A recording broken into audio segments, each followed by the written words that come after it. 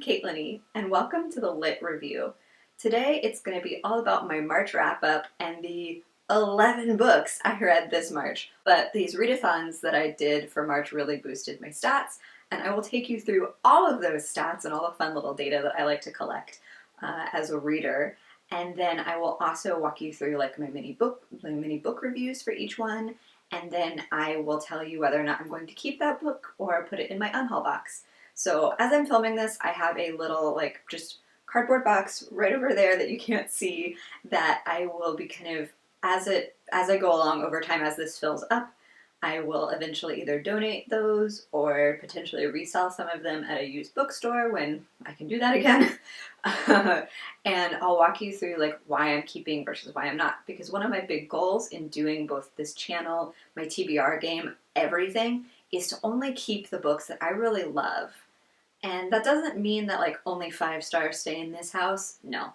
I keep series. I keep things that I just think resonated with me, even if I didn't think it was the best written book. You know, like I want to keep things that I value, and so what I value might, change or look a little different. And I'll walk you through all of that. I'm also going to keep a box underneath my desk here that's like a maybe box, and that'll be the ones that I'm like, ooh, I don't know if I want to keep these or not. And then once that fills up, I will go through my maybe box and decide what's staying, what's going, because sometimes I just need a little time, but I also don't want those books necessarily like filling up space on my shelves when I'm not sure if I'm going to keep them. So I'll walk you through all of that as we go along, but for now, let's get into all of these amazing books, and some not so amazing, that I read this March. So I'm going to walk you through the stats first, because I always find that stuff really interesting for me as a reader, as well as when I'm looking at other people's YouTube channels. I love finding out like what kind of stuff they're reading and like what metrics they look at. It's kind of just the low-grade stats nerd in me, even though I was never that great at stats in school. I read 11 books, which got me to a total of 3,579 pages. I listened to 19 hours worth of an audiobook and had an average rating over the whole month of 3.6. So it means I liked a lot of the things that I ended up reading this month, which is always nice. And then let's see, in terms of audience breakdown, of those 11 books, 7 of what I read were pitched towards adult audiences. 1 was categorized as new adult, and then 3 were young adult in some way, shape, or form. So my formats that I read 1 audiobook, 2 ebooks, and 8 physical books. Physical books tend to be my preference, so I always kind of think that's where the majority of the numbers are going to go. The main genres that I did were romance, nonfiction, contemporary, and fantasy. And then let's do a really quick star breakdown. I am a believer in the half star. I know not everybody is, but for me, I think like 10 stars feels too much. So the half star is how I kind of add more complexity and nuance into my review system. And so I'll have like another handy dandy little graphic that I'll put up here that'll walk you through everything. So again, out of those 11 books, I had no 1 or 1.5 stars, which is great. I did have 1 2 and 1 2.5 star book that you'll be seeing here from me today. I have 1 3-star, 4 3.5 stars, so books that I liked a little bit more than just the medium. For 4 stars, I only had 1 book. 4.5 stars, 1 book, and then I had two 5-star reads. So that's super exciting. I think of myself as maybe somebody that like reads down the middle. Like the majority of my books are in the 3 to 4 star range usually. I just think of 3 stars as being very much in the Goodreads vein of things, where it's like, I liked it. It was nice. It's not the best thing I've ever read, but I had a good time.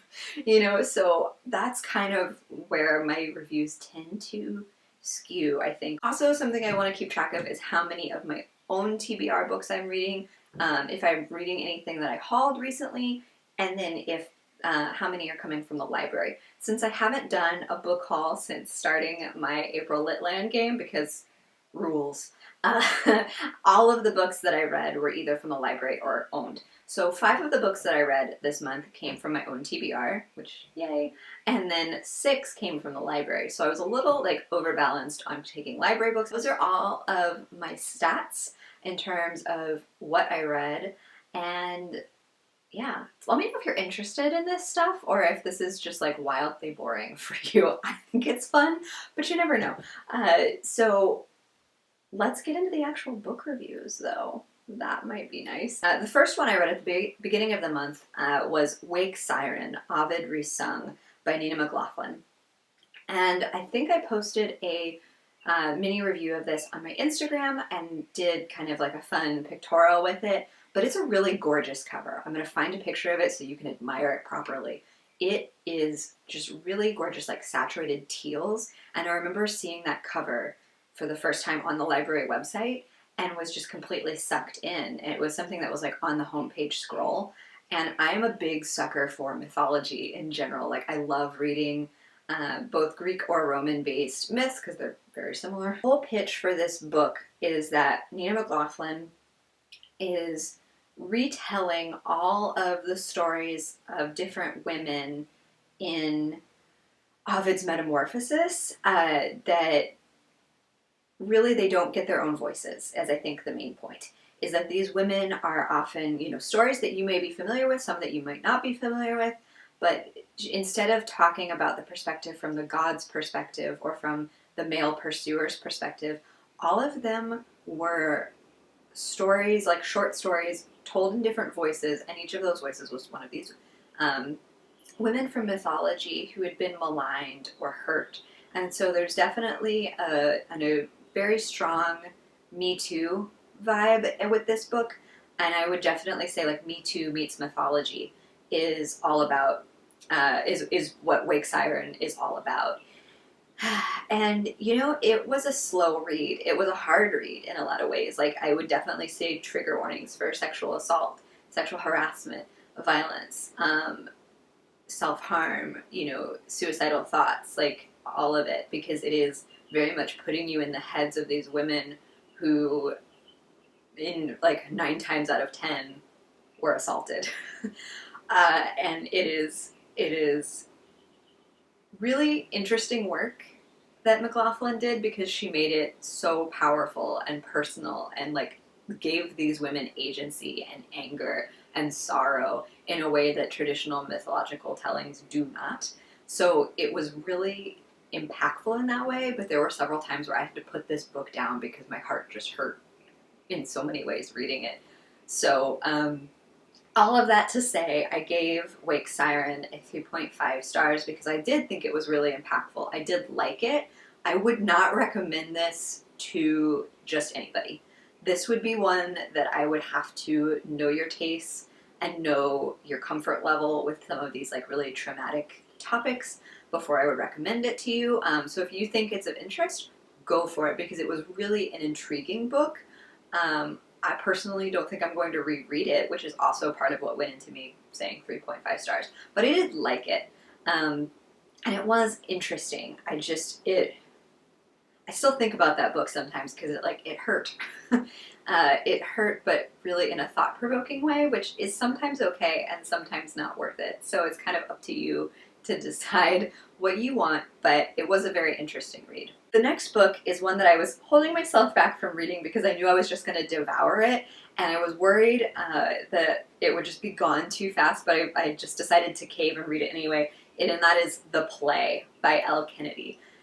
This is the third in the Briar U series by Elle Kennedy, and this Briar U series is kind of like an offshoot from her off-campus series. This is a new adult romance for all of the romances take place or are involved with members of the Briar University hockey team. So I never thought I was going to be the kind of person that would like really get down with hockey romance, but I ended up loving this entire series. Like almost all of the off-campus series and the Briar U series are either like 4 or 5 star reads for me. Like I just love them. The sense of humor is fantastic. The sensual scenes are just Chef's kiss. They are perfect. I'm not even that much of a new adult romance reader, but these are like some of my favorite books of all time. I'm slowly collecting them in paperback. I have them all digitally as well, but I just like want to keep giving Elle Kennedy my money. So the play follows a character that we have seen throughout many of these books, Hunter Davenport, and he is kind of this playboy and kind of goes a little bit self-destructive off the rails in some of the previous books. So at the start of this book, he is like, you know what my problem is? I was drinking too much, I was having too much sex, we're just not going there, I'm not going to get distracted this season. Enter the lady. And the lady in this case is a Demi Davis is her name, and she is really driven, really passionate, and at the start of this she has a boyfriend, and they are at the beginning like, nope, we're not into each other, we're not into each other for various reasons, but they have to work on a school project together, and they slowly come to know one another as friends before ever expressing interest in the other person. And then, you know, stuff happens with the boyfriend. I'm not going to spoil anything, but it's just such a good book, and it's a little thick for a new adult romance, but I just enjoyed it. The slow build was so good. I always love Elle Kennedy's characters. Demi is probably one of my favorites. She's, as all of them, very feisty, and I just love how driven she was. And like Hunter is hot. So I honestly can't recommend these highly enough. They are some of my favorites. I think the next time I'm allowed to buy books, I'm probably just gonna like auto buy all of the ones I don't have in print form, because I just know I'm gonna want to reread these again and again and again. So 5 stars, big fan of Elle Kennedy and the play. Next is another library book. I have, in the last like maybe 4 or 5 months, very slowly been reading for the first time the Shadow and Bone trilogy by Leigh Bardugo. And so this March I finished the trilogy with Ruin and Rising. And I think for me, this is a series, how do I want to put this? Do you ever read something after it's been hyped to high hell and you think like, I'm gonna love it, I'm gonna love it. And then you're like, I liked it, but I don't know if I get it, you know? So I feel like this is a book series that I kind of missed the hype train, you know, like I didn't board at the station. I waited for the next train to come around. And so I enjoyed Ruin and Rising. I gave it 3.5 stars. Really happy to have read these books. Also really happy to have read them through my local library, because I have no desire to own these. Have you ever read a book where you're just like wholly disappointed in the romance, like, and you think that it would just be so much better if it wasn't there? I'm really worried about saying this because I know there are some like Shadow and Bone stans out there, but I just like, I enjoyed Mal and Alina's romance in book 1, and then by like book 2 I was over it, and book 3 I'm like, why are we still talking? I know a lot of people also really love the Prince Nikolai, and he was great. Love Nikolai. Probably gonna read King of Scars and that like offshoot as well. Like I do want to continue in the Grishaverse because I liked the reading experience. I just don't want to own them. But yeah, so I think I'm gonna enjoy reading more about him because I think I was most invested in Nikolai throughout the series.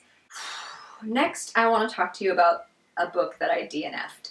I don't DNF things very frequently. I tend to be really stubborn and want to just push through and finish the dang thing. But this time I DNF'd a book, and we're going to talk about why, because I have a lot of feelings. So first of all, I picked up this book, which is Desperate Measures by Katee Roberts, because I have been really enjoying Peace Love Books, and Jess at Peace Love Books, her channel is awesome, and she highly recommended not only the Desperate Measures book, but like that entire Katee Roberts series where she kind of does dark romances with characters that you might be familiar with from like Disney movies. But so this first one, Desperate Measures, was basically a Jafar Jasmine dark romance. And I was intrigued, so I grabbed it on ebook. So I want to be really careful about how I word this. On the first page of Katee Roberts' book, she's very open and says, this book is about consensual non-consent. If that is not for you, do not read this book. And so I knew that also going in from Jess's recommendation, and that at all didn't bother me. I'm not here to kink shame anybody. That's not what I'm about. However, I do think what I can say in terms of talking for myself is that for that kink to work for me as a reader, I need more character development than that story gave me. So because I don't feel like there was enough character development in the novel, and again, it's an erotic romance. Some of you might be thinking like, gosh, get a life, like it's an erotic romance, we don't care about character development. You should, and you do. And some, it doesn't have to be the deepest of seas in terms of character development, but I needed more. Because what ended up happening is with like the first 5 pages, first 10 pages even, there is like a non-consensual or potentially non-consensual sex scene that I had like no point of reference for these characters beyond the Disney movie. And like that's not enough. Relying on that is not enough. If I'm going to buy into consensual and non-consent as a motive, like I need to know these characters better.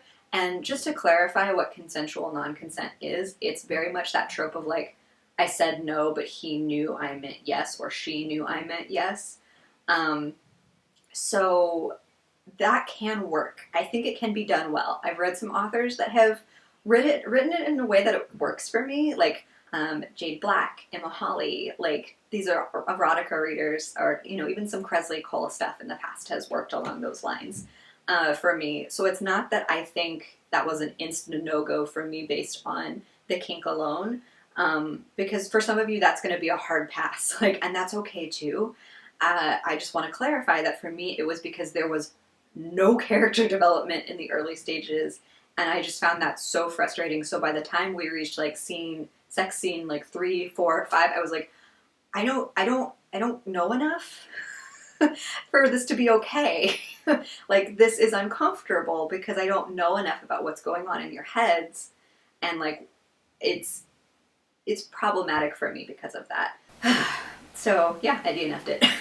And then I went straight from that to reading Hearts Aflame by Johanna Lindsey, which was the first thing I read for the Historical Romance Readathon. So Hearts Aflame I gave 4 stars to. I really liked it. It was like one of my probably favorite reads of the month. It's up in my top 3 for sure. I just was so taken with this story. And this is a really good thing to kind of juxtapose with Desperate Measures, because like there are also like 2 attempted assaults, not by the hero, but there are at least 2 attempted assaults on the heroine in Hearts Aflame.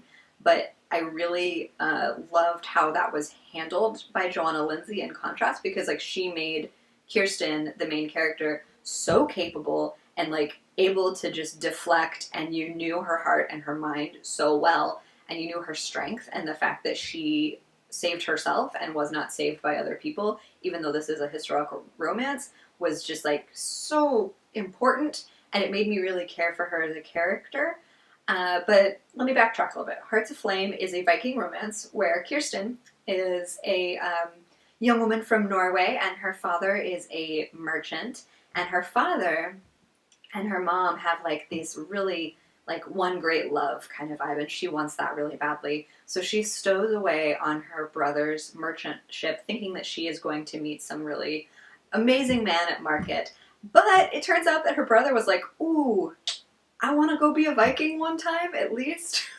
So he's secretly on a Viking raid, and when they land in England, they go with the intent to like sack a local church, but that didn't work out for them. No, so that entire group gets captured. Most of her friends and family get killed, and so she has to like kind of disguise herself as a young boy so that they don't know that she is in fact a young woman. But when that ruse gets broken down, she ends up moving into the main castle to basically like act as a threat to keep the other people and the other prisoners in line. But Kirsten ends up falling for Royce, who is the lord of that area, and he is like very angsty about him being attracted to her, which is just it works for me. I like a smidgen of angst in my books now and again. And so it was a captive romance, but in no way did I feel like the power dynamics were uncomfortable or out of balance. And like Kirsten, basically, after knowing him for a little while, was like, that's my guy, that's my heartmate, I just know it. And so she like has to convince him that that is also what he wants and needs. So I don't know, I really enjoyed their dynamic. Yes, there were some like awkward older historical romance things where I was like, oh, that's not the best. That's not the best. But, so that's probably why it's a 4-star and not a 5. But I really enjoyed it and would actually love to track the rest of this series down, because I believe there are 2 other books. It is the story of, like, her mom and dad is the first one, Hearts of Flame is the second one, and then the third one is actually another member of her family. So I might track that one down sometime in the future. The next one I read was Beverly Jenkins' Rebel, and I gave this a 3.5 stars. And this was my first Beverly Jenkins novel. I really enjoyed it. I loved the characters. I loved them for their strength and their just like perseverance, and how they were both so capable and strong independently, and then when they fell in love with each other's strengths and abilities, and then you could just see that happening really well over time. I would definitely classify this as a bit of like, not quite a slow burn, but like a medium burn, if that's a thing, because you don't really get in, you get like some moments of intimacy between them, but you don't get into like real steamy sex scenes until like the last like tiny chunk of the book, which honestly I liked these two so much that I was just like, please, can we move this along, because I'm so invested. So I wish there had been like a little bit more steaminess, if I'm being honest. And there is also a mild trigger warning for an attempted assault in this, obviously not by the hero.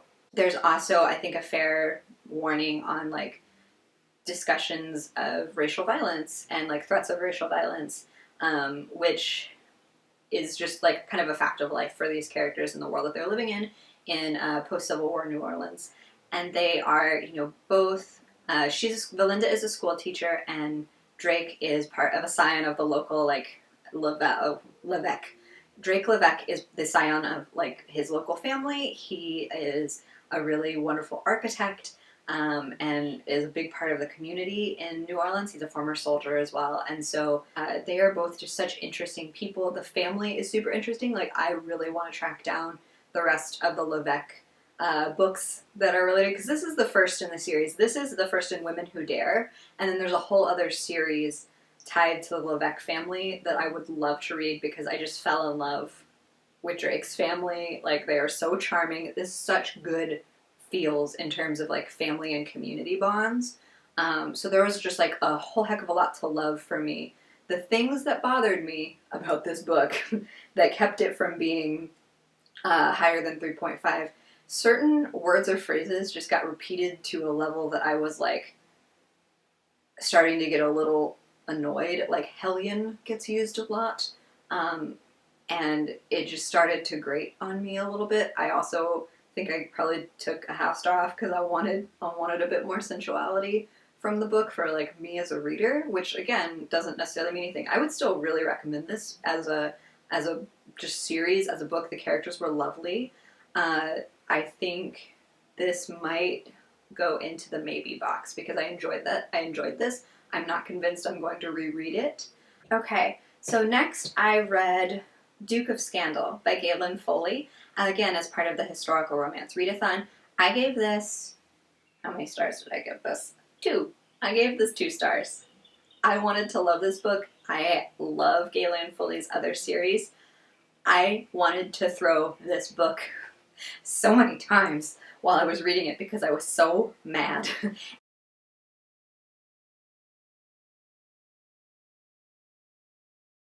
But, so this one, I was banking on it in like my TBR. I was so excited about how tiny this was, thinking that this was going to be my great pivot book.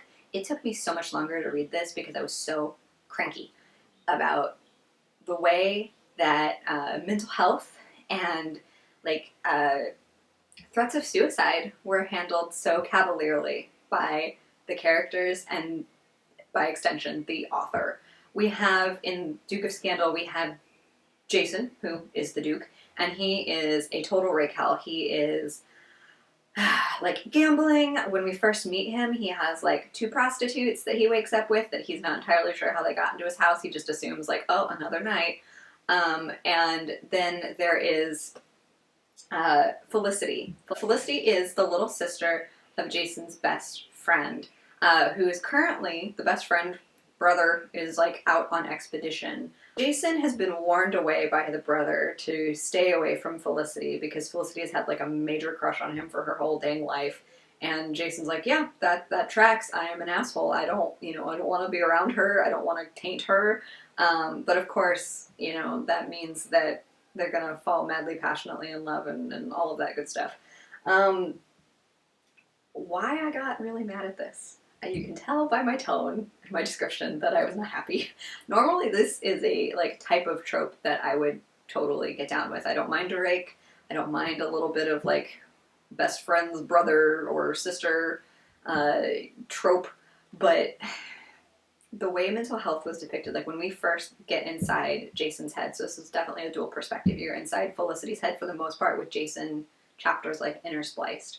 And Jason, early on, like thinks actively. He's like, it would just be so much better if I could blow my brains out. It would be so much better if I could just kill myself.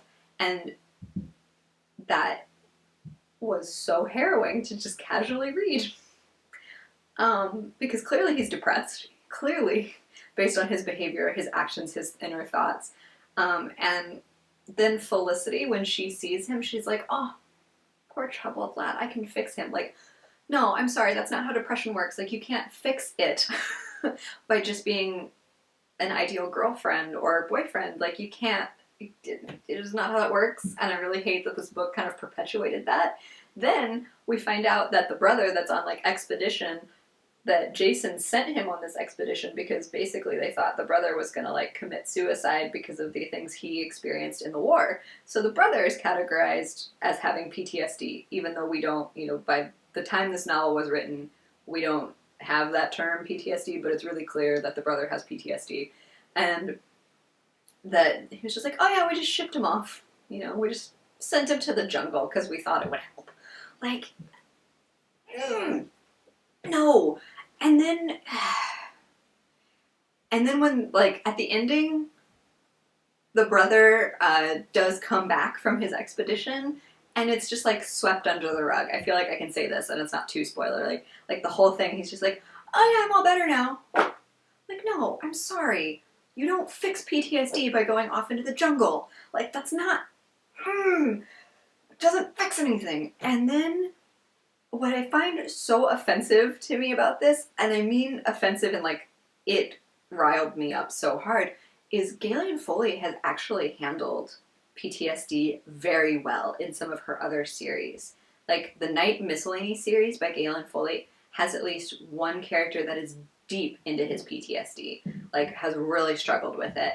Like can't hear the sound of fireworks because it like sends him back to his time as a soldier. And it was done with such care and such thoughtfulness and like such ethos.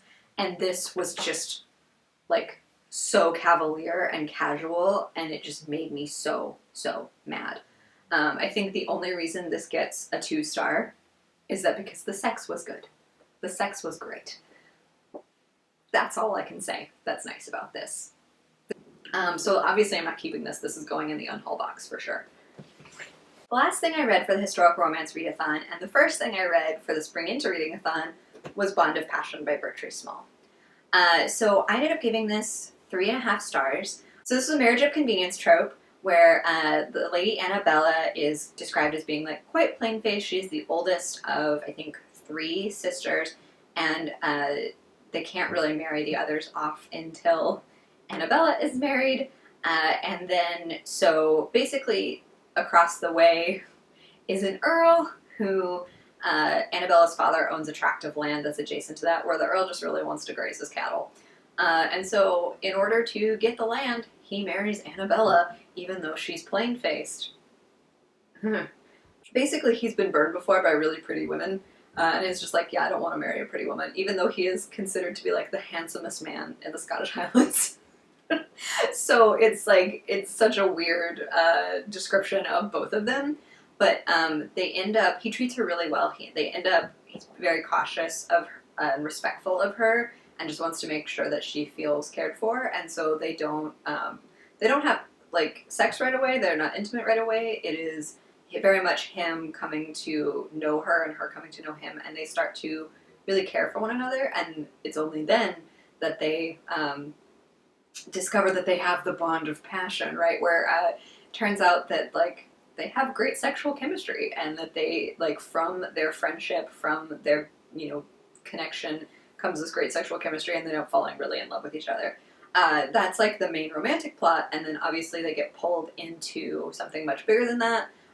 In particular, they get pulled into Mary, Queen of Scots, and her politics during her reign. So this was a really interesting, like, I enjoyed the historical thing, the historical plot in this quite a bit. The reason it's going to get 3.5 stars from me is that I was very tired of hearing about how plain Annabella is. Like, it is frustrating to me how frequently that was mentioned. So I think what I'm going to do with this one is put it in the maybe pile, because I enjoyed it, but I don't know if I want to reread it or not. So I'm going to let it sit and decide when I filled up the maybe box. Then for the Spring Into Reading-a-thon, I started reading books that were not romance. And so I read this book that's been on my shelves for a very long time, which is Assassination Vacation by Sarah Vowell. Now, this is a nonfiction memoir-style book that walks you through the author, Sarah Vowell's, like, personal journey and deep interest in researching sites of his presidential assassinations. And it's an interesting read. It is, for me, it was a 2.5 stars, and I'm going to walk you through why, because I think it's another complicated reason for me. First of all, what you need to know about this book, I would say 2 things, like, just from the offset. Like, it only covers 3 of, like, the 4 assassinations. It only covers Lincoln, Garfield, and McKinley. It mentions Kennedy in passing, but does not go into Kennedy at all in depth. So if you were interested in that from a historical point of view, like, maybe look elsewhere for that. I would say that it was still very interesting for somebody who's interested in history. I thought it was a, like, curious read. Part of why I rated it 2.5 stars is that what I didn't expect going into this, like, I knew this was kind of a travel writing piece as well. What I wasn't prepared for was that it was so moored, in the personal politics of its author, because it was published in 2005, and this was during the George W. Bush presidency, and there are so many of the author's asides where you can tell that she is just, like, not having it. She is not happy. Which is not like why I didn't like it, but it was just like the whole time I just kept thinking, like, oh my god, you poor thing, are you having a heart attack right now? Like, because the things that she was very deeply unhappy with in Bush's presidency, I was like, you're not going to be happy in the present. You're not going to be happy. But so there was a lot of her kind of the 2005-ness of the book that, like, really pulled me out and, like, limited my enjoyment of it as a reader. I would also say that Sarah Vowell has an extremely dry wit, which is sometimes a pleasure to experience, and sometimes it's really hard to tell whether or not she's kidding. And so some of, again, her personal statements that she makes, I would just sit there and, like, read it a couple times and be like, joking? Not joking. Joking. Like, it took me out. It, like, pulled me out of the book. It pulled me out of the moment. So happy to have read this in the sense that, like, it's finally off my TBR shelves, which is great. This is going to go in the unhaul box. I have no desire to reread this again. I would only very limitedly recommend this to somebody if I knew they had a very deep niche passion. I still have some Sarah Vowell books on my shelves, though. So we'll see. I'm not as excited to read them as I was before. But yeah, 2.5 stars for this one. All right, and then next for the Spring Into Reading-a-thon, I read the group book for the event, which was If I'm Being Honest, by Emily Wibberley and Austin Siegmund Broka. I went into this readathon thinking, like, that was the book that I was not going to like at all. Like, that was going to be my struggle book, because it is following the misadventures of Cameron Bright, who is an admitted bitch. And she, self-identifies as that. in some ways, like, she just sees herself as being completely honest, completely blunt in a way that is really helpful to people. And she's also she's like a mean girl. She's not quite Regina George, but she's in that tier. And she is really popular in a kind of high class or like high profile boarding school, but she is not that rich. And so like she feels like her popularity and her status really is important to her. And she decides that in order to like complete that, she's going to go after this guy, Andrew, who she's always kind of liked and admired, but didn't want to go after until he had achieved some status of his own. So she kind of makes her move, shoots her shot, and gets shot down because he doesn't like the way, Andrew doesn't like the way Cameron treats other people, and he tells her this. And it really makes her think, and it completely throws all of her plans into disarray. And it just so happens that they are reading in class The Taming of the Shrew by Shakespeare, and this is definitely a Taming of the Shrew retelling, but so she decides to kind of make her basically like an apology hit list, so to speak, where she's like, to prove to Andrew that I am a nice girl, I'm going to fix all the stuff that I know I've broken recently. And so she kind of goes on an apology tour and has to apologize to different people that she's hurt in different ways. And along the way, she ends up like really reluctantly becoming friends with some of the people she's hurt and potentially starts to see the value in somebody new. I don't want to spoil anything, but this was such an enjoyable read. This was a 3.5 stars for me. I enjoyed Cameron's growth so much more than I thought I was going to because it felt genuine. Like at the end of the novel, like she is not some completely changed person. She's learned, she's grown, but there's a lot of her that's still the same. So it just felt like she had made an authentic choice or an authentic series of choices. Like it didn't feel contrived. And so that's part of what made it so enjoyable for me, is that it felt honest. If I'm being honest, felt honest. And I really liked that about the book. This was one that I read on ebook from my library, so I returned that when it was due. I probably won't buy it, so that's not going to be an ad for me anytime soon. But I really did enjoy the book, and it made me want to read more from Emily Wibberley and Siegmund Broka. And then the last one that I read for the Spring Into Reading-a-thon was The Wrath and the Dawn by Renee Ahdieh. This is a library book. You can tell by the little thing on the cover. I loved this so much. But The Wrath and the Dawn is a 1001 Nights, Arabian Nights retelling. And it follows Scheherazade. So she's volunteered herself as the new bride for the Caliph of the kingdom. The catch is that the Caliph has been killing all of his brides pretty consistently for like the last 2.5 months, including one of Shazi's best friends, Shiva. So she goes into this wanting revenge. She goes into this wanting to like find the Caliph's, whose name is Khalid. So finding Khalid's weaknesses in order to like have vengeance for her lost friend. And little does she know that this is way more complicated than all of that, and she starts to very reluctantly find some compassion and start to fall for the doomed prince. This is in a duology, and so the story kind of ends on a cliffhanger. I cannot wait to get my hands on The Rose and the Dagger, which is the sequel to this book.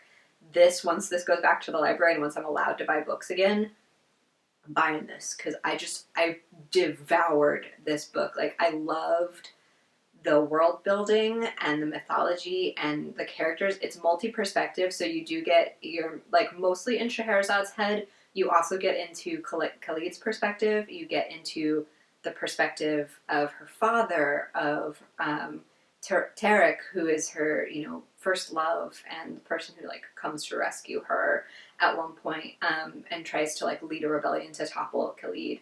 And so it's really dynamic. All of the voices felt really unique.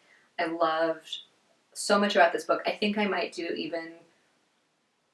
a separate video on this because I'm not done talking about it, but I need to stop talking about it so that I can continue on with this video. And the last book that I read in March was Becoming by Michelle Obama, and this was my one audiobook out from the library through Overdrive.